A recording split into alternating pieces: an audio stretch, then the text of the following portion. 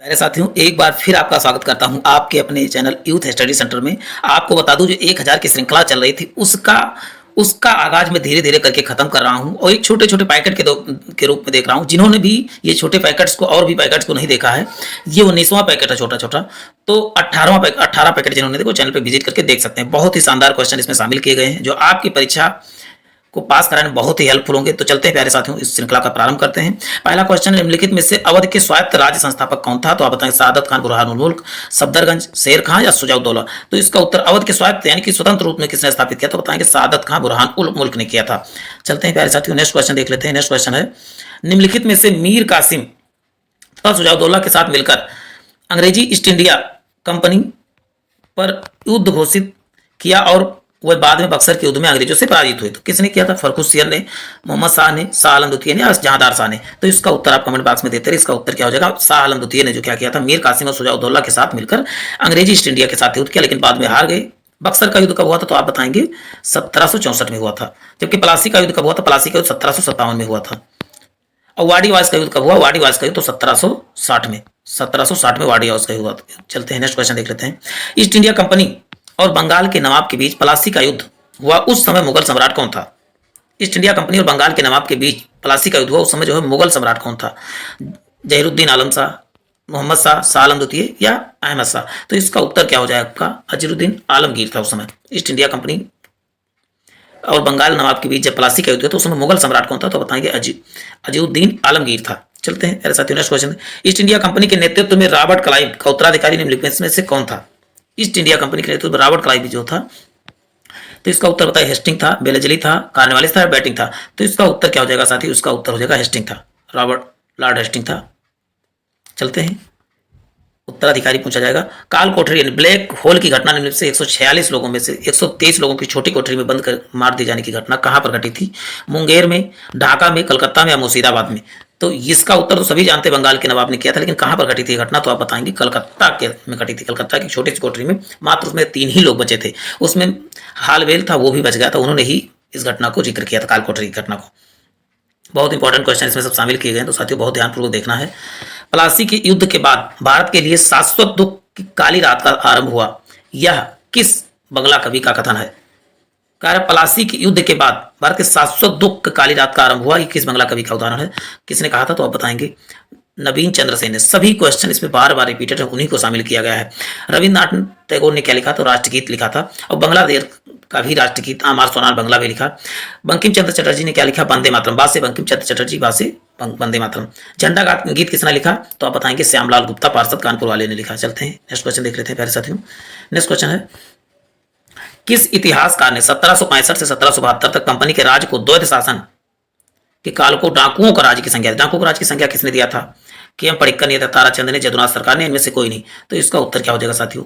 KM. Padikkar ने जो है अंग्रेजी शासन को क्या कहा था? डाकुओं का काल कहा था। किसके? 1765 से 1772 के काल को डाकुओं का काल किसने कहा? तो आप बताएं, के.एम. पडिक्कर ने कहा था।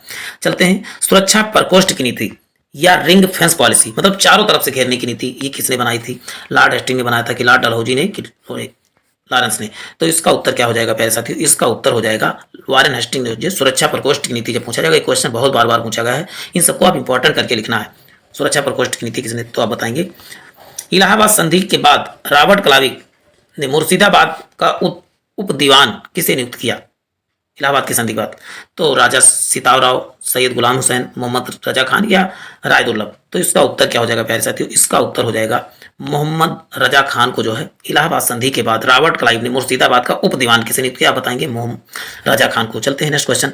निम्नलिखित में से किस भारतीय को रॉबर्ट क्लाइव ने बिहार का नवाब दीवान नियुक्त किया था? देखिए इसमें दूसरा क्वेश्चन, भारतीय को रॉबर्ट क्लाइव ने बिहार का दीवान नियुक्त, बंगाल, बिहार, उड़ीसा 3 उसमें शामिल हुए थे। तो राय दुर्लभ हो जाएगा, राय सिताब राय होगा, अमीन चंद हो जाएगा, मानक चंद हो जाएगा। तो इसका उत्तर क्या हो जाएगा साथियों? इसका उत्तर हो जाएगा राजा सिताब राव को जो है बिहार का क्या नियुक्त किया गया था? बिहार का नवाब नियुक्त किया गया था। चलते हैं प्यारे साथियों, नेक्स्ट देख लेते हैं। रणजीत सिंह ने सुप्रसिद्ध कोहिनूर हीरा प्राप्त किया, कहां से प्राप्त किया? जमा शाह से या दोस्त मोहम्मद से या शेर अली से या शाह सुजा थे? तो इसका उत्तर क्या हो जाएगा प्यारे साथियों? शाह सुजा से। रणजीत सिंह ने सुप्रसिद्ध कोहिनूर हीरा कहां किससे प्राप्त किया? तो आप बताएंगे शाह सुजा से। ये सब क्वेश्चन बहुत इंपॉर्टेंट, इनको बार बार देखना है।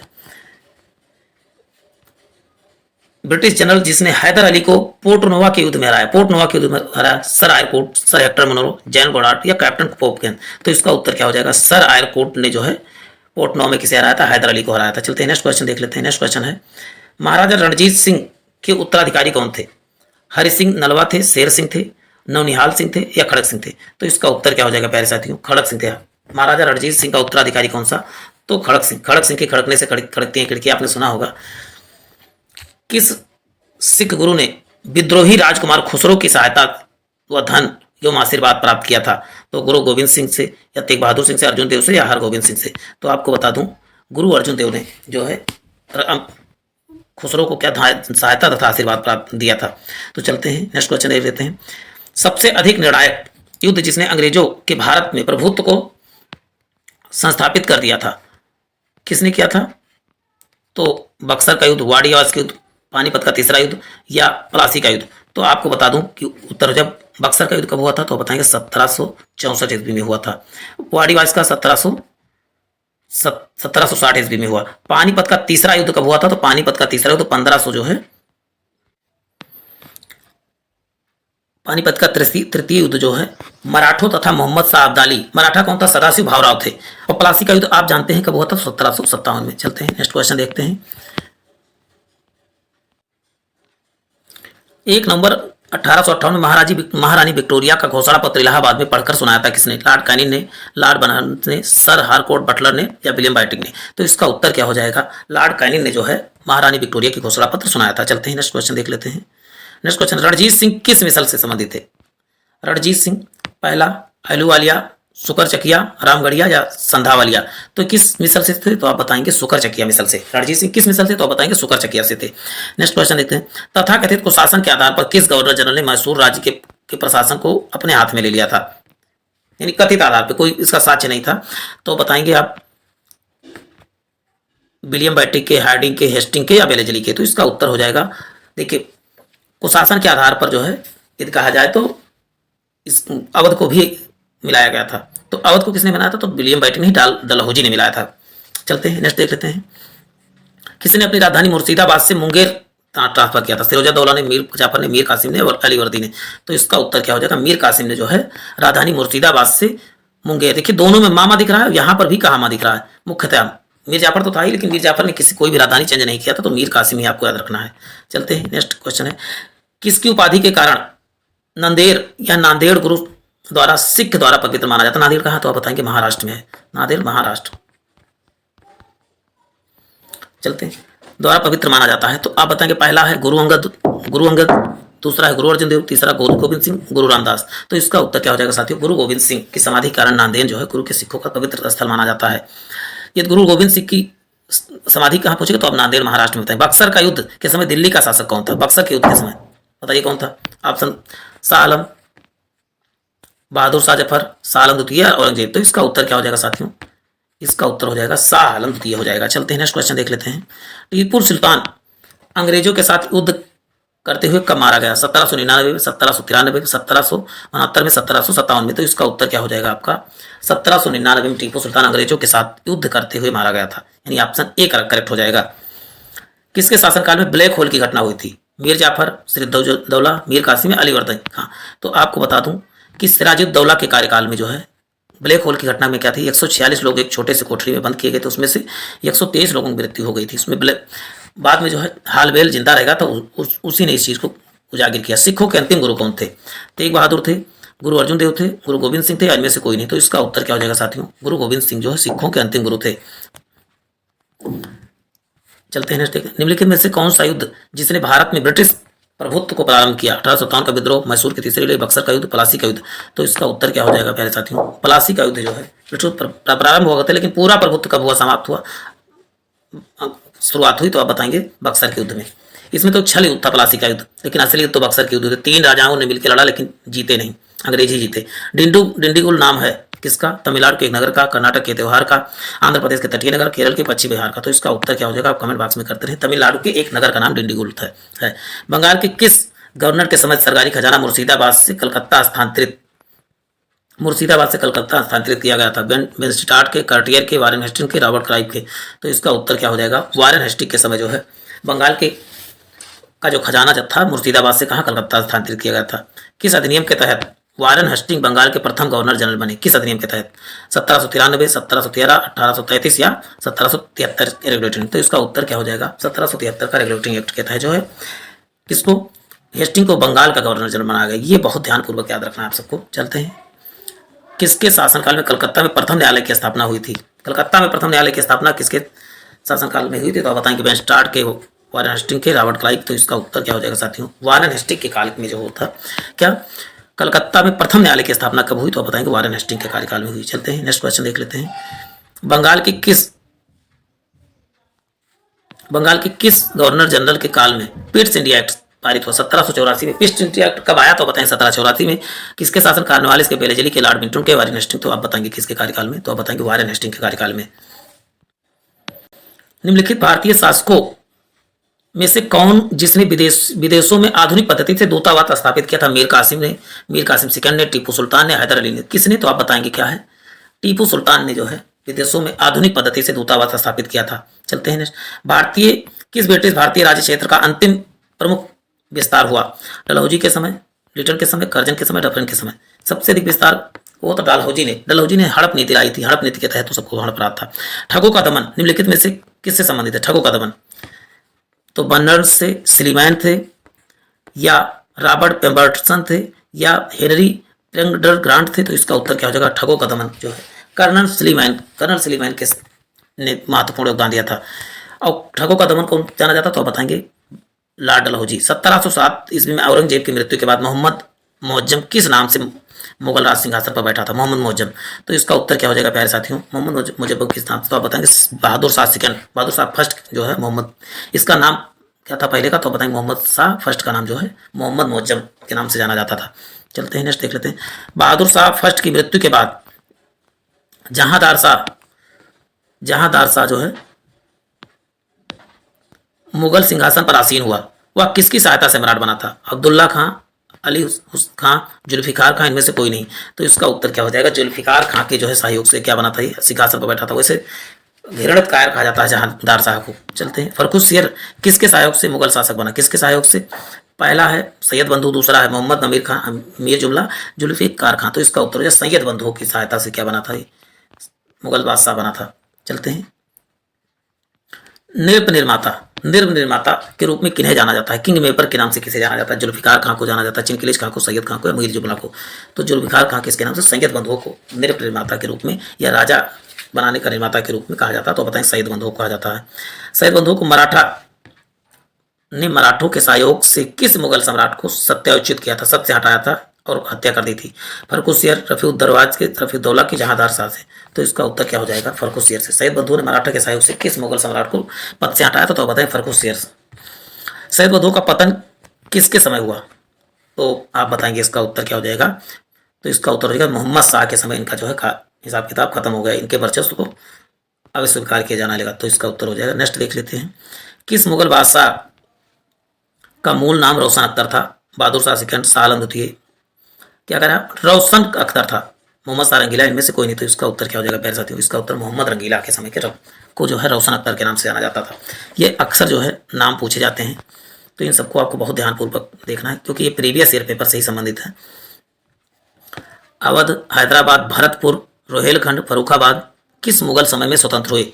मोहम्मद शाह रंगीला, अहमद शाह, शाह आलम द्वितीय या फर्रुखसियर। तो इसका उत्तर क्या हो जाएगा प्यारे साथियों? इसका उत्तर हो जाएगा मोहम्मद शाह रंगीला हो जाएगा।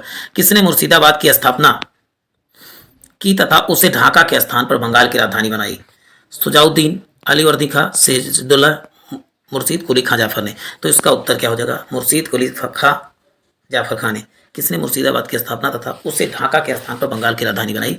तो आप बताएंगे मुर्शीद कुली खां ने जो है ढाका के स्थान पर बंगाल की राजधानी बनाई के स्थान को। मुर्शीद कुली खां जाफर खां ने बंगाल के 1717 ईस्वी से उड़ीसा 1719 में सूबेदारी, उड़ीसा बंगाल की 1717 में, उड़ीसा में 1719 में सूबेदारी किस मुगल बादशाह से मिली? तो इसका उत्तर क्या हो जाएगा? यहाँ पर लिखा था फर्रुखसियर से। क्या? फर्रुखसियर। तो इसका उत्तर बी करेक्ट हो जाएगा। निम्नलिखित में से किसे जाटों का अफलातून कहा जाता है? जाटों का अफलातून किसे कहा जाता है? और आदरणीय व विद्वान व्यक्ति द जाट उलिसेस कहा जाता है। तो बताएंगे सूरजमल को जो जाटों का अफलातून के नाम से जाना जाता है। किसने ग्रामीण जाटों को एक सैनिक व्यक्ति के रूप में संगठित किया? राजा राम को, चूड़ामन किया, बदन सिंह या गोकुला को? तो बताएं जाटों को, तो आप बताएंगे चूड़ामन। चलते हैं नेक्स्ट क्वेश्चन देख लेते हैं। किस राज्य के शासक नवाब वजीर कहलाते थे? किस राज्य के शासक नवाब वजीर कहलाते? कर्नाटक के नवाब, अवध के नवाब, बंगाल के नवाब या इनमें से कोई नहीं? तो इसका उत्तर क्या हो जाएगा आपका? अवध के नवाब जो है नवाब वजीर कहलाते थे। ये बहुत इंपॉर्टेंट है। अवध के नवाब क्या कहलाते थे? नवाब वजीर कहलाते थे। नेक्स्ट क्वेश्चन है, किस मुगल बादशाह ने 1733 ईस्वी में बिहार की सूबेदारी बंगाल के नवाब सुजाउद्दीन को प्रदान की थी? तो इसका उत्तर क्या हो जाएगा? इसका उत्तर हो जाएगा मोहम्मद शाह रंगीला को जो है सूबेदारी दिया था किसने? चलते हैं नेक्स्ट क्वेश्चन देख लेते हैं। नवाब के बंगाल के नवाब अलीवर्दी खां का उत्तराधिकारी कौन था? अलीवर्दी खां का उत्तराधिकारी तो आप क्या बताएंगे? सरफराज था, मीर कासिम था, मीर जाफर था या सिराजुद्दौला था? तो इसका उत्तर क्या हो जाएगा साथियों? सिराजुद्दौला। बंगाल के नवाब अलीवर्दी खां का उत्तराधिकारी कौन था? इसको एक टेस्ट के रूप में लेना है आपको, तो आप बताएंगे सिराजुद्दौला। और जो क्वेश्चन ना हो कॉपी में जरूर नोट करें। चलते हैं नेक्स्ट देख लेते हैं। इलाहाबाद की द्वितीय संधि 16 अगस्त 1975 में किनके बीच हुई? मीर कासिम कलाइब के बीच, सुजाउद्दौला कलाइब के बीच, शाह आलम द्वितीय कलाइब के बीच, इनमें से कोई नहीं? तो इसका उत्तर क्या हो जाएगा? सुजाउद्दौला एवं कलाइब के बीच होता है इलाहाबाद की द्वितीय संधि। चलते हैं नेक्स्ट देख लेते हैं। कर्नल कलाइब का गधा व सियार की संज्ञा किसने दिया था? कर्नल कलाइब को गधा व सियार की संज्ञा किसने दिया था? तो इसका उत्तर क्या हो जाएगा? मीर जाफर, मीर कासिम या नजमुद्दौला या सिराजुद्दौला? मीर जाफर ने जो है इसको कलाइब को क्या कहा जाता? तो आप बता रहे सियार या गधा की संज्ञा दी थी। चलते हैं नेक्स्ट क्वेश्चन देखते हैं। कलकत्ता की सुप्रीम कोर्ट के एक न्यायाधीश ने बंगाल के किस नवाब को भूसे से भरे एक बैताल या फैंटम के रूप में उल्लिखित किया था? फैंटम है बैताल के रूप में उल्लिखित किया था। तो इसका उत्तर हो जाएगा मुबारक को दौला को जो है भूसे से भरे बैताल की संज्ञा दी गई थी। चलते हैं नेक्स्ट देखते हैं। किसने फ्रांसीसी विशेषज्ञों की मदद से डिंडीगुल में एक आधुनिक शस्त्रागार स्थापित किया था? तो इसका उत्तर क्या हो जाएगा? इसका उत्तर हैदर अली हो जाएगा। नेक्स्ट देख लेते हैं। फास्ट कर रहे हैं नहीं तो वीडियो बहुत लंबी हो जाएगी। किसने घोषणा कर रखी थी कि यह अंग्रेजों को पहले तो अकाड़ से निकालकर बाहर करेगा और अंततः भारत से भी बाहर करेगा? ये बात किसने जो है कही थी? तो ये बात बता दूं, हैदर अली ने क्या कहा था? अंग्रेजों को पहले अकाड़ से निकालूंगा और उसके बाद भारत से भी निकालूंगा। ये घोषणा किसने? तो हैदर अली ने किया था। हैदर अली की मृत्यु किस युद्ध के दौरान हुई? तो आप बताएं, द्वितीय आंग्ल मैसूर, तृतीय आंग्ल मैसूर या चतुर्थ आंग्ल मैसूर या प्रथम आंग्ल मैसूर? तो इसका उत्तर क्या हो जाएगा? द्वितीय आंग्ल मैसूर युद्ध के समय हुई थी। चलते हैं नेक्स्ट देख लेते हैं। द्वितीय आंग्ल मैसूर के युद्ध समय कौन सा जनरल था? तो आप बताएंगे पहला एक आने वाली चांसोर, बेलजली, वारेन हेस्टिंग। इसका उत्तर हो जाएगा वारेन हेस्टिंग। किसने कहा था कि मैं अंग्रेजों के स्थल साधनों को तो समाप्त कर सकता हूं परंतु समुद्र को नहीं सुखा सकता? सिराजुद्दौला ने, मीर कासिम ने, टीपू सुल्तान ने, हैदर अली ने? तो ये बात किसने कहा था? तो आप बताएंगे टीपू सुल्तान ने कहा कि मैं अंग्रेजों के स्थल साधनों को तो समाप्त करता लेकिन परंतु समुद्र को नहीं सुखा सकता, मतलब समुद्री मार्ग से चले आते थे। चलते हैं। किसकी अत्यंत प्रिय उक्ति थी कि भेड़ की तरह लंबी जिंदगी जीने से कहीं बेहतर है कि शेर की तरह एक दिन जीना है? टीपू सुल्तान, अलीवर्दी खां, मीर कासिम या हैदर अली? कितना देखिए दमदारी बात किसने कहा था? तो बताया टीपू सुल्तान ने कहा था कि भेड़ की तरह एक लंबी जिंदगी जीने से कहीं बेहतर है कि शेर की तरह एक दिन जिंदा रहना। चलते हैं। किस सिख गुरु ने प्रत्येक सिख से 10वां धार्मिक कर वसूल कर आरंभ किया और साधु वेश त्याग कर राजसी वस्त्र पहनना आरंभ किया? किस सिख गुरु ने? तो इसका उत्तर हरगोविंद हो जाएगा, तेग बहादुर हो जाएगा, गुरु गोविंद सिंह या अर्जुन देव ने? तो आपका इसका उत्तर हो जाएगा अर्जुन देव ने। जो क्या किया था? अब देखो अर्जुन क्या थे? राजसी घराने के थे। तो आप ऐसे याद करते कि अर्जुन यानी राजा की तरह रहना प्रारंभ किया था। तो आप बताएंगे गुरु अर्जुन देव ने जो है राजा की तरह साधु की भेष त्याग कर राजसी वेश धारण किया था। निम्नलिखित किस पद्धति का प्रयोग बेलजली ने अपने राजनीतिक उद्देश्यों को प्राप्त करने के लिए नहीं किया?